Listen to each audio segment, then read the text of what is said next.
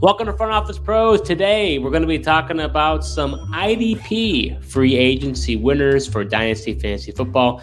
With us is a special guest making his first appearance with Front Office Pros, which is none other than Leo McNeely, otherwise known as Master IDP on X. He's the founder of RPO Football and a contributor to FTN Fantasy.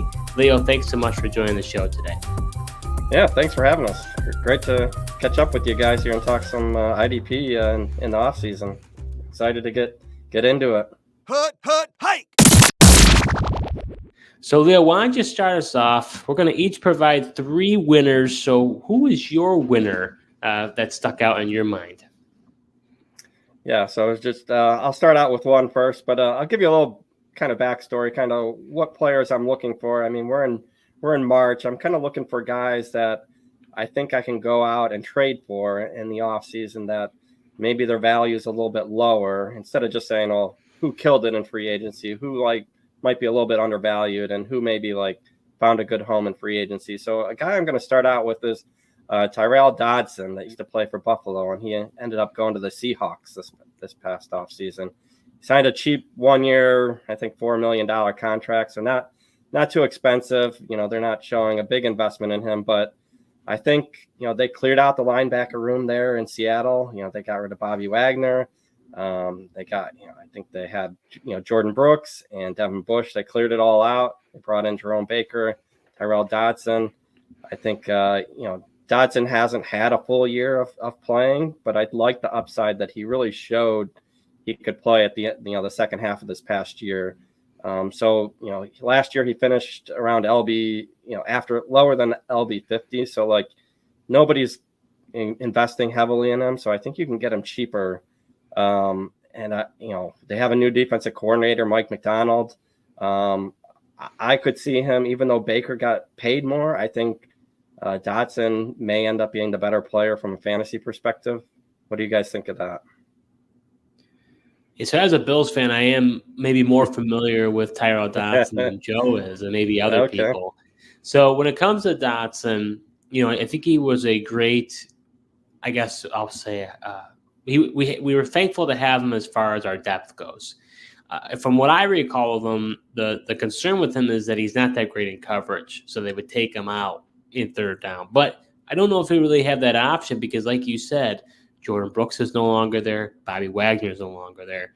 And we know what that Mike McDonald system, he likes to roll with 2 linebackers. So it's going to be Jerome Baker and Dodson. I just don't know which one you'd rather have. That's kind of the roll of the dice because we don't know. It said either one of them could possibly get the green dot, which it makes it, for those who don't know what that is, they're basically the captain of the defense. They've got the intercom. They know what's going on the defense. So and that's where I'm torn, but I agree with you. A lot of what it comes for me when it comes to linebackers is opportunity. If you have the opportunity and you get a lot of snaps, you're going to get a lot of tackles. So I think as a result, I don't know how relevant he'll be long term. Like you say, he's just a 1-year deal, but there's no doubt that he was a winner, and I think he could be a starter next year, week in and week out. Yeah, it's interesting on Twitter, this past year of, just watching the Buffalo fans, say that they hated Dodson. Obviously Dodson had to wait for his chance because, Matt Milano had to get injured. Dorian Williams had to show that he wasn't ready. And then Dodson got his chance. And so, what limited he had seen on the field before, the Bills fans weren't impressed in the years before with his kind of minimal role before, but I think he did step up, and I think his actually coverage grades, if from a PFF perspective, I think his run and coverage grade were actually pretty good at the end of the year. I think he finished top 5 in their grading. I mean, obviously he doesn't have the full body of work, but he did actually grade out pretty well in coverage this past year. I don't know how it looks in the prior years, and I know that Bills fans would have some mixed reaction to him. Seattle fans might not know the full history, but I think Bills fans are a little bit more sour on him than the rest of the country that hasn't seen him day in and day out. But I'm also excited. I mean, he's got in Seattle, they have Leonard Williams up front, so that'll hopefully free up so that those linemen aren't getting to the second level as easy. So I think, yeah, with Mike Macdonald there as the new head coach, he had, Patrick Queen and Roquan, and he'll put those guys out there, and kind of excited to really see that. I mean, it's only a 1-year contract, but I'm excited to see what potentially he could do. You could get him cheap, and he could go into that full-time role and produce for you right away. Jerome Baker's efficiency, I mean, his tackle rate is, I think it was around 10%, which isn't great for a linebacker, whereas Dodson was closer to 14%, I think. And I mean, obviously Buffalo is a better situation, for tackles, but I don't think Jerome Baker has that, it's very interesting too that Seattle goes from having the thumpers in the middle with, Bobby Wagner and Jordan Brooks, guys that are a little bigger, 245, 250, 265, to go to two guys that are under, 225, 230 probably, but they can run. Dodson and Baker have speed. So it'll be interesting to see how that, defense now transitions over from having the guys that can get in there and bruise some guys to some speed up in the linebacker core.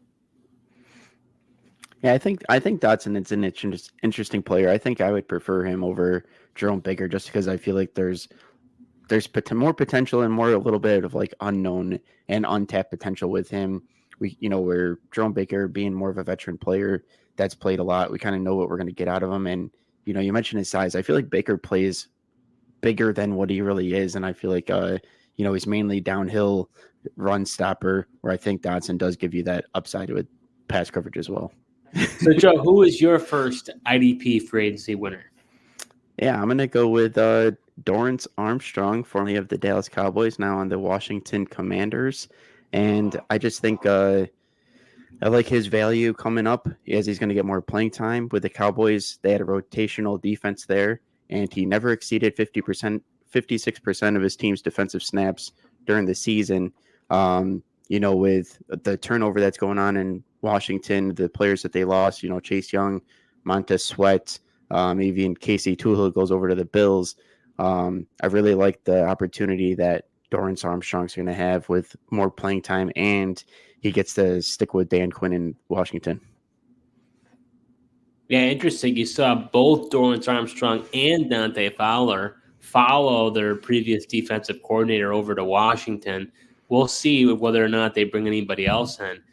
But I'm with him. He's already familiar with how the defense operates, so he should have a leg up going into training camp, going into the season. So I think he could be an under-the-radar player.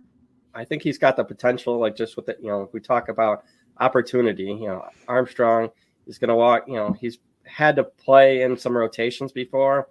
And I think now with Washington, Armstrong's going to get more snaps, and that's, really about opportunity. And can he make those plays?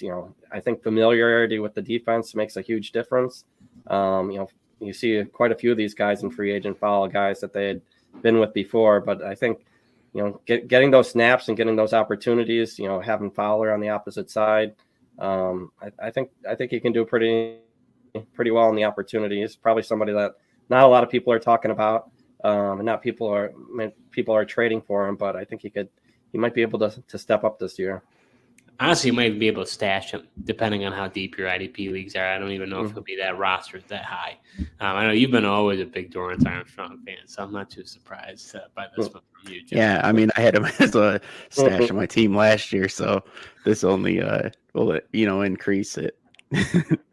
So my first IDP free agency winner is going to be edge rusher Will Anderson. I know Will Anderson was a free agent, but we did see Danielle Hunter sign a 2-year contract to go with the Houston Texans. Look, Will Anderson had a really great rookie year. He had 68 hurries, 7 sacks, 45 tackles, and 15 games played. And this is the nugget, guys. This is what gets me excited. I saw this, and shout out to John Macker here over at PFF. But since 2022, Danielle Hunter leads all edge rushers with the most pressures that led to sacks for teammates, which was 17. So I recognize he had a good edge rusher with Jonathan Grenard, but to me, having Danielle Hunter, it makes it an even stronger defensive line presence. So now that he's there with Will Anderson, I think Will Anderson might be able to step up his game all that much more. Yeah, I mean, any of these guys, taking a big step in the second year. I mean, Will Anderson really came on strong in the second half of this past year. He really lit it up with the sacks, and I think he exceeded a lot of people's expectations. Rookies a lot of times don't do too much in their first season, but he really came on strong. And then, I think with Hunter playing on the opposite side, with D'Amico Ryans coaching them, strong defense there. But yeah, that's a great stat to have Hunter, play next to him. It's really going to open up some opportunities. And yeah, I look for him to even grow a second year leap. A lot of times you wait for these defensive linemen to really take that next step in their second year.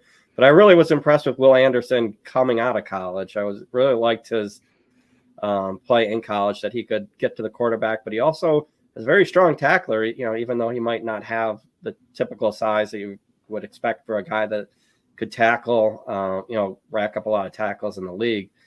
He was actually a great tackler. So impressed with very well-rounded just coming out of college. And I had a feeling he was going to be able to step right in, but you really never know until these guys face that NFL competition. Yeah. I like your Will. I mean, you're obviously a Will Anderson fan. Wasn't surprised you picked him as a winner, but he definitely is a winner. I wanted to, if you didn't mention Will Anderson, I was going to say Danielle Hunter was a winner going over to the Texans as well, just because of Will Anderson. You saw what Jonathan Grenard was able to do last year with the Texans as well. So I think both of these guys, just the edge rushers on the Texans, are big winners. So, Leo, who do you have as your second IDP free agency winner? So a guy it probably makes sense to next talk about is Jonathan Grenard here. I think he wins out of this. He wins from he got paid. I mean, that's a big thing. So Jonathan Grenard, 4 years, $76 million, and he signs with the Vikings. So we see a little bit of a switch there. You go from, Hunter in Minnesota and Grenard in Houston, and you see a flip-flop here. And not that they play the same side, but, we saw that Danielle Hunter and DJ Wonnum had good seasons in Minnesota playing for Brian Flores. Flores likes to bring the pressure, which opens up, for not only the linebackers, but it opens up just in general across the line. So, really kind of excited about the chance. So they kind of replaced their defensive line in Minnesota. They Wonnum went, I think, to Carolina. I'm not 100% sure, but yes. They replaced him with Andrew Van Ginkel that was playing in Miami. So Van Ginkel will be on the left, and then we got Grenard on the right. And I like those guys that can get the sacks for you. If you're playing in a big play league, I think Grenard coming off the right side in a Brian Flores defense, I think he'll be able to put up a bunch of sacks for you. He may not be the best tackler. Van Ginkel might be that guy you want from a tackle league, but if you're in a big play league, I think Grenard finished with 12.5 sacks in 15 games this past year. How much do you attribute that to Houston?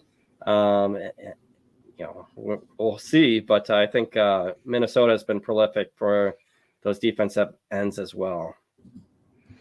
Yeah, for me, I would say I'm of the faction of people that would say that it could have been because of Houston and primarily because of Will Anderson. I think due to the amount of pressures he created, I think it allowed for Grenard to benefit from that. So now that his best pass rusher is going to be Van Ginkel, who in his own right, I think he did pretty well, filling in for Bradley Chubb and Jalen Phillips when they went down. I think I'm a little concerned that he might not have enough of a supporting cast. Mm-hmm. I think for us who are an IDP, Grenard was a name that we knew, but he's not a household name for most. When they saw that contract, they said to themselves, who and what? Yeah. He's getting that amount of money? But we knew who he was. So I don't know. I have a little more mixed feelings about Grenard, but what do you think, Joe? Yeah, I think Grenard's still going to do fine. I get that he has Van Ginkel, and it's not as good as a running mate as a Will Anderson that he had in Houston, but I just believe in Flores and him in his attacking defense and figuring out ways to create those mismatches for Grenard. Like you mentioned how much they got paid. Vikings wanted this guy. They've got a plan for him, and I think they'll find ways to free him up and get the sacks. And I agree with you, Leo, that, you know, in the big play leagues, you're going to want Grenard over Van Ginkel. All right, Joe. So who do you have as your second IDP free agency winner? Yeah, for my second IDP winner, I'm going to go with linebacker Eric Kendricks. I know he's older at 32 years of age, but, you know, he's coming off. He had a productive season last year, had 117 tackles, 79 solos, 7 tackles for loss in 15 games with the Chargers. And now he's leaving the Chargers. He was going to go to San Fran. Ultimately decided to go with the Dallas Cowboys, and he gets to reunite with Mike Zimmer, who is now the defensive coordinator in Dallas. And Eric Kendricks played with Zimmer when he at his time with Minnesota as well. You saw Leighton Vander Esch. He's now retired. You know, Dallas Cowboys got Damone Clark and Marquise Bell. You know, I'm really expecting Kendricks to come right in and be the starter at the linebacker position, and be productive for the Cowboys. Do you think it's possible that Overshown has a possible role as well? I know you didn't mention him, or do you feel that he's, you know, he really hasn't shown anything at this point? Yeah, I know he's got an upside, and people were excited about him, but I just feel like the linebackers that the Cowboys have are like undersized, and Eric Kendricks comes in and he's your prototypical linebacker, and I'm fully expecting him to get that green dot and be the play caller, especially with experience in a Mike Zimmer defense. Honestly, I mean, it's funny because I didn't make that connection until you really mentioned it, because I was thinking about him not going to San Francisco. He was able to fill Dre Greenlaw. I was like, I wonder why he didn't. I was like, it didn't really make much sense why he did the switch, but now it's all about who you know. And so it makes sense. He wants to reconnect back with Mike Zimmer. And like you said, he has a lot of confidence. I mean, Kendricks played for Zimmer for a long time. So, I mean, honestly, the Cowboys haven't had a strong linebacker in a very long time. So they've been needing somebody who can just get a bunch of tackles. And I think he most likely will. Yeah, I mean, he didn't get paid a lot. I mean, it was 1 year, $3 million. Somebody like with Kendrick's name and his production. I mean, you go back. I mean, the number of years he's had over 100 tackles. You know, year after year after year after year. He's somebody you can just put in the middle here. And Dallas hasn't had that guy in the middle for a while, and maybe they want to try to finally fill that spot. And I'd like to see them get somebody with 100% snaps again. You know, they've been kind of rotating those guys in, Marquise Bell and Damone Clark and Vander Esch when he was healthy. That they didn't really commit to a 100% guy. I'm hoping that Kendricks can step up and be that guy this year. You know, they don't have a lot invested in him. You know, I don't trust Overshown to be able to play right away. He's got to get healthy and get some snaps in. They'll probably bring him along slowly, and maybe be the future if he can show it. But those guys got to show it first, day in, day out, before they're going to commit to him. I think Dallas thinks they're ready to be a contender, and they're not going to put a guy out there that hasn't played enough. So my second IDP free agency winner, well, I'm going to stick in Houston, guys. I'm going to go with linebacker Azeez al-Shaair. He signed a 3-year, $34 million contract with those Texans with $21.5 million guarantee, which I was quite surprised about. He reunites with head coach D'Amico Ryans, who was defensive coordinator over in San Francisco, who the Niners were the ones who first drafted him when he became a free agent. He signed a prove-it deal with the Tennessee Titans, but then after this prove-it deal, ended up signing big and goes back and reunites with D'Amico Ryans, and now is with the Texans. Now he plays next to Christian Harris. And look, guys, this is a guy I didn't have in my top 24 linebackers. When we did our tiers and rankings, you had him in there, Joe. I said, I don't know, because I don't know where he's going to go. There was kind of a mixed bag with him as far as his performance in Tennessee, but he was a top 10 in tackles. I think he could do really well with D'Amico Ryans. So that's going to change for me. He's definitely going to, when we go through that again, Joe, he's going to jump into the top 24. I'm really excited about this landing spot for him. Yeah, no, if you hadn't picked Azeez al-Shaair, he would have been one of my choices. So I agree with Leo, Azeez. I like that. But I definitely had reservations for Azeez, going into free agency. I wasn't sure what other teams were gonna pay for him. I didn't see how much they were going to commit to him. His season he started out pretty strong and, was productive, but there were times where maybe he didn't look as strong. So I was really wondering where he was going to find a home, but I think it's great where he landed. I think, he's got familiarity with that system, with coaching, and I think it's going to be a great fit for him. And it really kind of solidifies that dynasty value that, these guys that have expiring contracts. I think he'd be somebody that, I feel real comfortable about where he ended up, the amount of money he got paid, and then the role that he's going to have. So Aziz al-Shaair, somebody I liked last year, going, for redraft, but now with dynasty, I think his value took a jump up with free agency. Yeah. I mean, this is a guy Steve and I liked a lot last year as well, even on the 1-year deal with the Titans, and then now going to that perfect landing spot, like you guys said, with the continued familiarity of D'Amico Ryans being on that defense, gets a 3-year contract. And I'm, Steve, I'm really happy to hear that you're going to have him in your top 24 coming up here. You had him in there before, so kudos to you for believing in the player more so than I did. So Leo, who do you have as your final IDP free agency winner? Okay, my final, I'm going to go with another linebacker, and not a sexy name, not a player that many people really like, but I'm going to go with Josey Jewell. He's going to Carolina. He might, everybody liked Alex Singleton in Denver this past year. He just tackle monster for Singleton. But I think there's some upside there for Jewell in Carolina. He's getting reunited with a former, defensive coordinator, Ejiro Evero. He was with Denver before. So when we talk about those strong relationships, they know those players, they're familiar with the systems. They're going to put Jewell in a spot to succeed. Can he, will he stay healthy? Will he, step up? That's a big question. But, Frankie Louvu departed, so there's a spot open there. Shaq Thompson's coming off a broken leg. Both him and Jewell are 20, 29, 30 years or so. But I don't think there's any reason that Jewell can't take the top spot there. I mean, they both might be productive, Josey Jewell and Thompson, but I think the familiarity with with this defense, I think there's some upside in Carolina. I know Carolina defense will be on the field a lot. Bryce Young hasn't really proven everybody that he can be that guy so far. So I think the defense will be on the lot. There'll be opportunities there for him. Shaq Thompson, we'll see how strong he comes back. You just never know with those guys when they're coming back from an injury, and what kind of role they'll have. I know Shaq Thompson at one point 2 years ago, Frankie Louvu was stealing snaps from him. How much does that coaching staff still commit to Thompson moving forward? I think Jewell has some upside. He's not.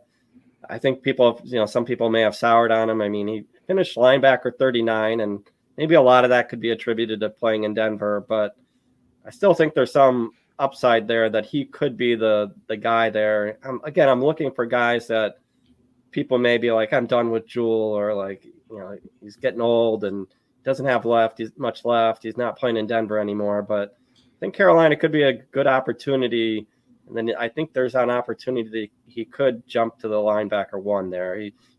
Default comes in at linebacker 2, but I'm looking for guys that might be able to jump into that linebacker 1 in the team, not necessarily a linebacker 1 for fantasy, but somebody that could finish. You're looking for guys that might be finish top 30 is kind of what I'm looking. That could be top 24 if everything kind of goes the way you're looking at it. So I'll let our resident Denver Broncos fan chime in before I do. Oh boy, yeah, I agree. I think it was good for Jewell to get away from the Broncos. Even though you mentioned the defenses being on the field a lot. I mean, that was the Broncos last year. Even with Russell Wilson, the offense couldn't stay on the field. So the Broncos defense and Jewell had a lot of opportunities. But I think, like you mentioned, Alex Singleton just being the tackle machine that he is, I think it hurt Josey Jewell ultimately. And if Jewell's going to be the linebacker 1, which I agree, I definitely think he's got an opportunity to do in Carolina, I think he could be in line for, a bump in tackles. he doesn't really give you much in terms of coverage, as he's not the fastest guy, and that's kind of what their weakness is for him. But he's great in run defense, and if you want to send him on blitzes. Well, and they gave him quite a bit of money too. I was a little surprised how much they gave him. Considering that he's not a household name by any means. But I agree with you guys. I think he definitely has the potential. And here's the thing. Again, we talk about linebackers. Same way we're talking about Tyrod Dodson. It's about opportunities. And I think Jewell's going to get the opportunities. And I'm not even so sure that Shaq Thompson, I don't even know how much longer he's going to have with the team long term, to be honest with you. I agree completely. I mean, it's, you just don't know. Some of these guys end up getting cut in the offseason, in training camp. Maybe he doesn't come back healthy, and they're looking to do something different. But they committed, I think, $8 million guaranteed to him. I mean, I think it's 3 years, $18 million, which is more than Kendricks and Hicks and a bunch of those other guys that have been around a while doing to it. So you look at the money and you look at who's around him, and you're looking at that opportunity. I mean, you guys know if you're getting those plays and you're getting out on the field, tackles, you're going to get tackles at the linebacker position. It's fair to question some of his coverage ability, but they're going to need somebody out there. And, some of the rookies that are coming out, I don't think are going to be ready to contribute right away. So I think he's got an opportunity, to do pretty well this year.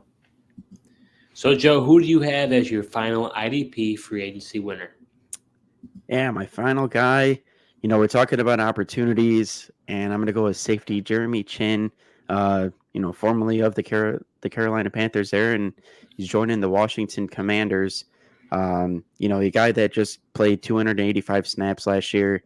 He has been injured, but he's still 26 years old, and if this guy is able to stay on the field, Cameron Curl is now gone from Washington. He's really going to be he should be the main safety for the Commanders this year, and playing for Dan Quinn, who likes to play a lot of single high coverages. He had the second highest rate in that last year, and I really think that Chin fits this defense pretty well. He should be able to play down towards the line of scrimmage in the box, get some blitzing snaps, and then as well as his opportunities to stay back there and defend the pass as well. So I like Jeremy Chin's upside for potential more additional playing time, as long as main thing is this guy stay healthy. Well, the other main thing in my view, let me take it back. I liked the Chin destination. I did. But then I started getting a little bit nervous because you saw Frankie Louvu get signed.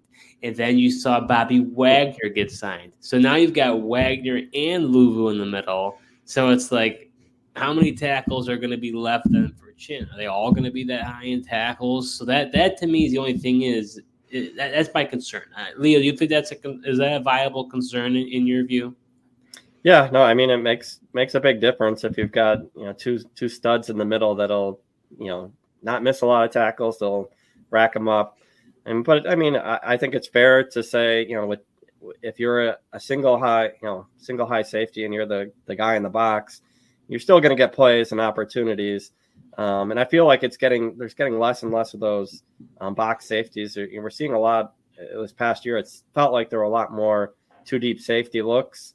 So it's getting a little bit harder to find those guys that are playing a lot more in the box from a safety, unless you have potentially three safeties, and then you're seeing one guy in the box. But when you're seeing two safeties, I'm not seeing as many. So I think there's still some opportunity, but I think it is a valid concern about having two good tacklers and in the middle playing in front of them, that maybe the opportunities might not be there. But I think it comes down to also but how much is that a team on the defense, and how many plays they're getting, could still be productive. I think Louvu and Wagner are both gonna get their points, and I think there's still gonna be some decent points there for Chin, but he hasn't really shown too much the past year, and I think it's good that Jeremy Chin got a fresh opportunity in Washington, and I think that'll be good for him. Well, do you think the one benefit for him is that Wagner's not getting any younger? He signed a 1-year deal himself. I don't know much longer he's going to keep playing for. So if Dan Quinn most likely is going to be there for 2-3 years, Chin signs a prove-it deal. If Chin does really well, he's probably going to re-sign back with the Commanders, I would imagine. Being that he was assured this playing time, he did so well. And if that's the case, then Wagner goes, and then it's Lulu and him. So, it might be just a short-term concern at the end of the day. But all in all, I think, I totally understand. He was a guy I wanted the Bills to get, to be honest with you. But unfortunately, he went to the Commanders, but they gave him good money. So my final IDP free agency winner is going to be a guy who really wasn't on there for that long, but I do think it's a big deal, and that's going to be defensive tackle Justin Madubuike. He got the franchise tag, but early on in free agency, he then signed a 4-year, $98 million contract with $53.5 guaranteed. To me, the reason why I made him and I hope you guys don't view this as a cop-out that I picked him, but my thought is he could have played under the franchise tag, but I think for him and his dynasty value, it was very imperative that he stayed in Baltimore. I felt like he really fit that system really well. Prior to the season, he was primarily a run stuffer, but this year he broke out. He led the league in sacks for interior defensive linemen with 13 sacks, which beat his career high by 7.5 sacks, and he had 33 QB hits. Now, I do wonder if with Mike Macdonald leaving, does that possibly change things for him? I don't think it will. But to me, even if he played under the franchise tag, you don't really typically see players get tagged 2 years in a row. So if that's the case, then what would have happened to him? Would he have hit free agency and went somewhere else? I don't know if he would have been as good. So to me, now that he has that 4-year contract, I feel his dynasty value stays intact, and I think it's going to be good for him long term. Yeah, I mean, I like the way he really came on this past year with all the sacks that he got. Dynasty value, I mean, is definitely on the way up. But then if you go into redraft, I think people are going to overdraft him. It's hard for those defensive tackles to necessarily repeat.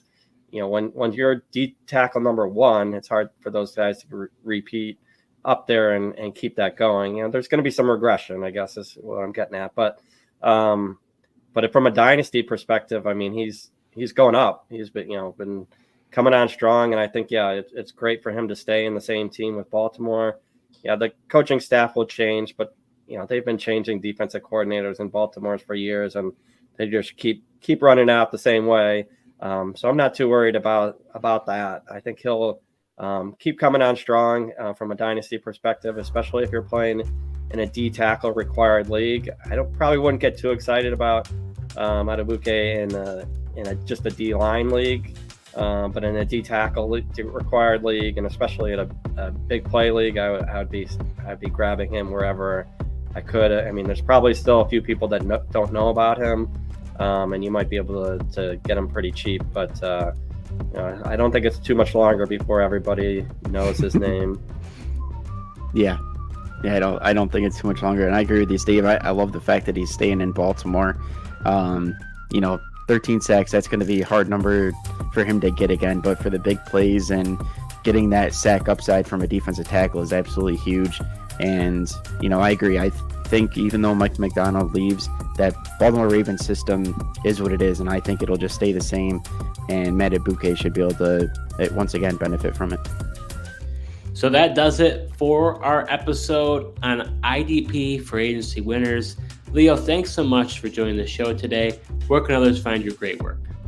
Sure, you can find my content at rpofootball.com. I'll be working through trying to get caught up on all these free agency, and before you know it, we're going to be getting into rookie draft season. But you can also find my content and rankings over at FTN Fantasy, and just getting ready for another fun year of IDP and helping everybody win those leagues. Most definitely, and we appreciate you coming on today. Hopefully you enjoyed this video, and we're just as excited as you are, Leo, as we're heading into draft. We're going to be talking about that moving forward. We can't wait. Thank you so much for watching, and until next time.